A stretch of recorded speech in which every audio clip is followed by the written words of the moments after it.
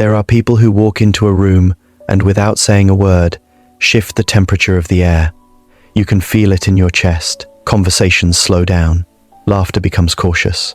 Shoulders stiffen. It is not always loud. Sometimes it is quiet, controlled, almost elegant. But it is unmistakable. They need to be in charge. The psychology of dominating people is not just about control. It is about fear dressed as power. It is about insecurity wearing a crown. It is about a nervous system that learned, somewhere deep in the past, that the only way to feel safe is to be above everyone else. A dominating person often appears confident. They speak with certainty. They interrupt without hesitation. They decide for others for their own good. They rarely ask, and when they do, it is more performance than curiosity. They correct people publicly. They micromanage. They give advice no one asked for. They turn disagreements into competitions. In relationships, they may dictate what you wear, who you meet, how you spend your time. In friendships, they subtly compete, subtly compare, subtly remind you who is ahead. In the workplace, they take credit, assign blame, and expect loyalty that feels more like obedience. But underneath this rigid exterior is a fragile inner world. Dominating behavior is often rooted in early experiences where control equaled survival. Maybe they grew up in chaos and unpredictable parent, financial instability, emotional neglect. When a child has no control over their environment, they feel helpless. Helplessness is terrifying, so some children adapt by becoming hyper-controlling. They decide unconsciously, when I grow up, no one will ever have power over me again. Control becomes their armor. Others grew up with conditional love. Love that was given only when they performed, achieved, or behaved perfectly. They learned that worth must be earned and defended. So they dominate to maintain superiority, because superiority feels like safety. If they are on top, they cannot be rejected. If they are the strongest, they cannot be abandoned. If they are always right, they cannot be shamed. There is also a biological component. Some individuals are more sensitive to status and hierarchy. Their brains respond strongly to winning and losing social battles. Research on dominance hierarchies shows that people high in trait dominance often experience a surge of reward when they assert control. It becomes addictive, winning arguments, having the final say, being the authority. It gives them a chemical reassurance that they matter. But here is the painful truth. Dominating people are often deeply afraid of vulnerability. Vulnerability requires equality. It requires saying, "I don't know." It requires admitting fear, insecurity, confusion. For someone whose identity is built on strength and superiority, vulnerability feels like collapse. So instead of saying, "I'm scared you'll leave," they say, "You're not allowed to go." Instead of saying, "I feel insecure," they say, "You shouldn't talk to them." Instead of saying, "I need reassurance," they criticize you until you feel small. Control is easier than connection. In romantic relationships, domination can slowly erode a partner's sense of self. It doesn't always begin with shouting or aggression. It can begin with subtle comments. "Are you sure you want to wear that? I just think I know what's best for you. You're too emotional, let me handle this." Over time, the partner starts doubting their own judgment. They begin asking for permission instead of expressing preference. They shrink, and the dominating partner feels calmer. Not because love has grown, but because uncertainty has decreased. In families, dominating parents often justify their behavior as discipline. They demand obedience, not understanding. Their children grow up either rebellious or deeply compliant. The rebellious child fights for autonomy. The compliant child internalizes the message, "My needs do not matter." Both carry scars, and often, one of them grows up to repeat the pattern. In friendships, dominating individuals may not even realize what they are doing. They believe they are being decisive, helpful, strong. But strength without empathy becomes oppression. When someone constantly overrides others' opinions, conversations become one-sided. Friends begin to withhold thoughts. The relationship becomes unbalanced. What makes domination so psychologically complex is that it often brings short-term rewards. Dominating people get results. They lead. They influence. They command respect, at least on the surface. But long-term, the cost is intimacy. You cannot truly connect with someone you are trying to control.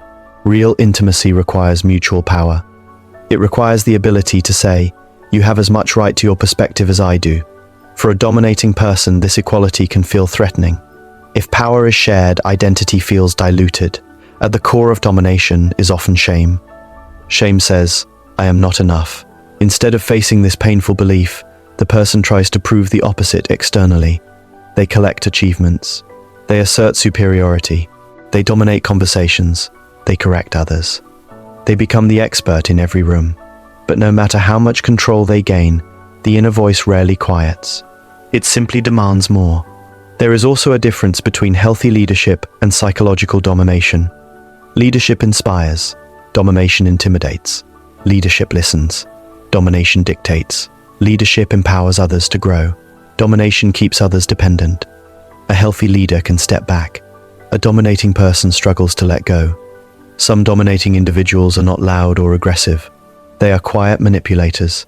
They use guilt instead of force, silence instead of shouting, withdrawal instead of confrontation. If you loved me, you would, after everything I've done for you. They create an emotional environment where others feel responsible for their mood. This is still control. It is simply more subtle. And here is where it becomes soul-shaking. Many dominating people do not realize they are driven by fear. They believe they are protecting themselves. They believe they are being strong. They believe the world is competitive and only the powerful survive. Somewhere in their story, vulnerability was punished, so they built walls made of authority. Imagine a young boy growing up in a household where mistakes were mocked, where weakness was ridiculed, where tears were met with, "Stop being soft." He learns quickly that softness equals danger, so he hardens. He becomes decisive.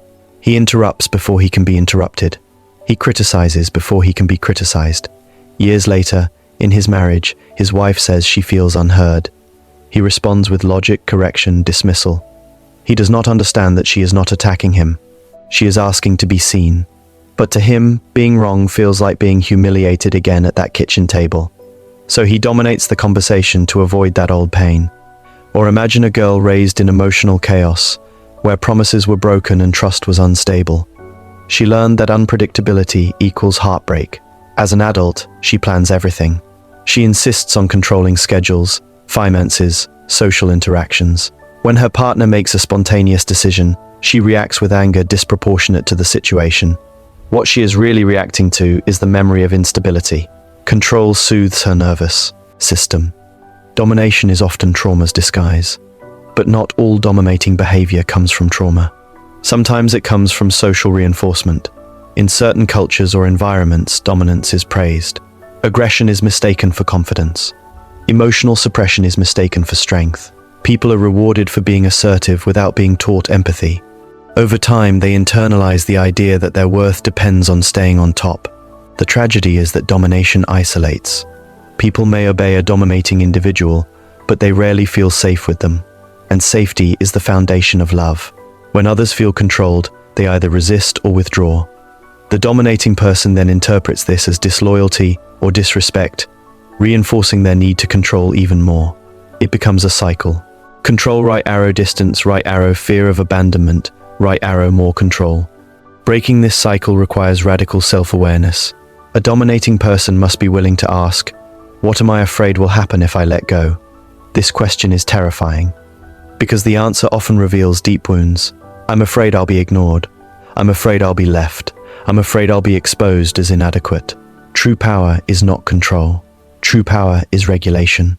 A psychologically secure person does not need to dominate because they trust their own worth. They can tolerate disagreement without feeling attacked. They can allow others to lead without feeling diminished. They can admit mistakes without collapsing into shame. For someone used to dominating, learning this is uncomfortable. It feels like stepping into open water without armor. It means pausing before interrupting. It means asking, "What do you think?" and genuinely listening. It means allowing a partner to make decisions. It means tolerating the anxiety that comes with not being in control. But something extraordinary happens when domination softens into healthy assertiveness. Relationships deepen. Respect becomes mutual instead of forced. Conversations become collaborative. The dominating person discovers that they are still valuable, even when they are not in charge. If you are someone who tends to dominate, this is not a condemnation. It is an invitation. Ask yourself, when did control become my coping mechanism? Who taught me that vulnerability was unsafe? What would it feel like to be powerful without overpowering? And if you are someone living under domination, remember this. Their need to control is not proof of your weakness. It is evidence of their fear. Your voice matters. Your autonomy matters. You are allowed to have space. The most intense transformation happens when a dominating person realizes that their greatest strength is not authority, but emotional courage. The courage to sit in discomfort. The courage to let others shine. The courage to say, I don't need to win this moment to be worthy. Because at the end of the day, domination is loud, but security is quiet.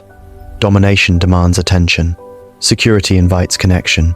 Domination tightens its grip. Security opens its hands. And when someone who has spent a lifetime gripping finally opens their hands, they often discover something they were unconsciously searching for all along: not power over others, but peace within themselves.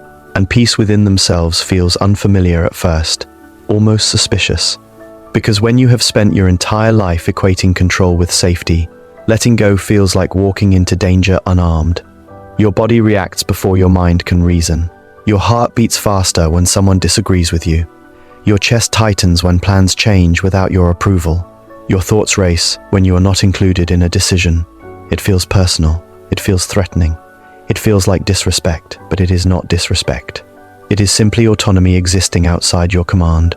For a dominating person, autonomy in others can feel like rejection. If someone makes a choice without consulting them, the internal narrative whispers, they don't value me, I'm losing importance, I'm being replaced. And instead of expressing that fear vulnerably, they react with authority. They correct, they criticize, they reassert control.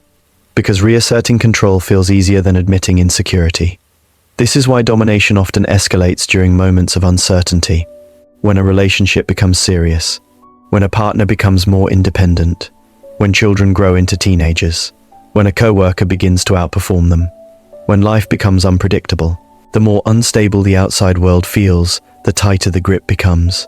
It is not about power. It is about fear of disappearing. Many dominating people carry a hidden terror of being insignificant. They fear that if they are not leading, they are nothing. If they are not needed, they are replaceable. If they are not superior, they are invisible. So they build identities around strength, decisiveness, authority. And they cling to those identities as if their survival depends on it. But here is the paradox. The harder they cling, the more alone they become. Because people can admire dominance from a distance, but they rarely feel emotionally safe inside it. They comply, but they do not confide. They listen, but they do not reveal. They stay, but they slowly detach. The dominating person senses this emotional distance and misinterprets it. They're ungrateful. They're weak. They don't understand me. But beneath that anger is hurt. Hurt that I cannot name. The inability to name emotional pain is central to dominating behavior.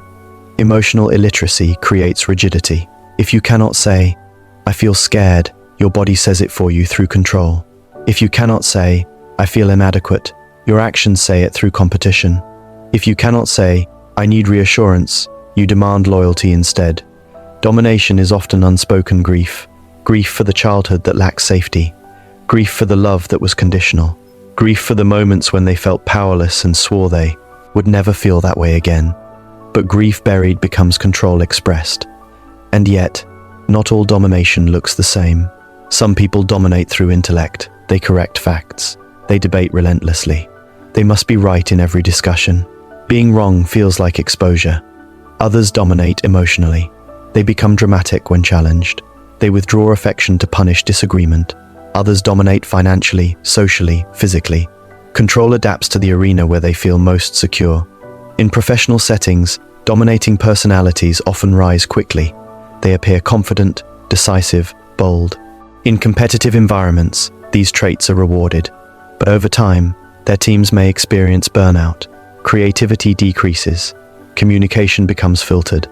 Innovation requires psychological safety, and domination suffocates safety. Interestingly, dominating individuals often struggle deeply with intimacy. Intimacy requires equality. It requires surrendering the illusion of superiority. It requires allowing someone to see your flaws without armor. For someone whose self-worth is tied to strength, this feels unbearable. So instead of true intimacy, they create dependence. They may choose partners who are less assertive, friends who are more agreeable, employees who are compliant. It feels safer, but it is also limiting. Because real growth happens in relationships where power is shared. There is also a neurobiological layer. When someone asserts dominance and wins, their brain can release dopamine. Winning feels rewarding. Being obeyed feels stabilizing. But over time, this creates reinforcement. The brain learns, control equals relief. So whenever anxiety appears, the instinct is to control something, anything. It can become compulsive. But healing begins when awareness interrupts the pattern. The first crack in domination appears when a person notices the cost. Maybe a partner leaves. Maybe a child becomes distant. Maybe colleagues stop offering honest feedback. Maybe they feel an unexplained loneliness despite being in charge. That loneliness is often the doorway, because beneath the need to dominate is often a deep desire to be understood. Imagine a man who has always controlled every aspect of his household. He chooses the vacations, manages the finances, makes the major decisions. His family listens, they comply. But as years pass, his children stop sharing their dreams with him. His wife stops arguing. She simply agrees. One evening he overhears his daughter saying, "There's no point telling Dad. He already decided." Something inside him shifts. For the first time, he doesn't feel powerful. He feels excluded. He realizes that in trying to be the pillar, he became the wall. That realization can break something open. True strength is not about eliminating uncertainty. It is about tolerating it. True confidence is not about being right. It is about being secure enough to be wrong. True authority is not about silencing others. It is about empowering them. But shifting from domination to healthy power requires emotional courage. It requires sitting with the discomfort of not correcting someone immediately. It requires asking open-ended questions instead of giving directives. It requires saying, "Help me understand," instead of "That's wrong." It requires admitting when fear is driving the reaction. For many dominating people, the hardest sentence in the world is, "I felt hurt," because hurt feels small. And they built their identity around never being small again. But here is the soul-shaking truth. The moment a dominating person allows themselves to be emotionally honest, they do not shrink, they expand. When they say, "I get scared when I feel out of control," instead of enforcing control, something profound happens. Others soften, conversations deepen. Respect becomes genuine rather than enforced. Power transforms from intimidation into influence. And influence built on trust is far stronger than control built on fear. If you recognize yourself in these words, do not turn away. Self-awareness is not an attack. It is an opportunity. Ask yourself gently, what am I protecting? What would happen if I didn't have to win this moment? Who would I be without the armor? And if you are someone affected by a dominating person, know this. You are not crazy for feeling small. Your instincts are valid. Healthy relationships are built on shared power. Your voice deserves space. In the end, domination is a survival strategy that overstayed its welcome. It may have once protected a wounded child. It may have once created safety in chaos. But in adulthood, the same strategy can create isolation. The most powerful transformation is not learning how to control others better. It is learning how to regulate yourself better. It is choosing connection over control. It is trusting that your worth does not disappear when you are not in charge. Because real power is quiet. It does not need to announce itself. It does not need to dominate a room to feel present in it. It does not need to silence others to feel heard. Real power sits calmly, listens deeply, speaks intentionally, and allows others to stand tall beside it. And when a dominating person finally understands that they can be strong without overpowering, respected without intimidating, and valued without controlling, they discover something more profound than authority. They discover freedom.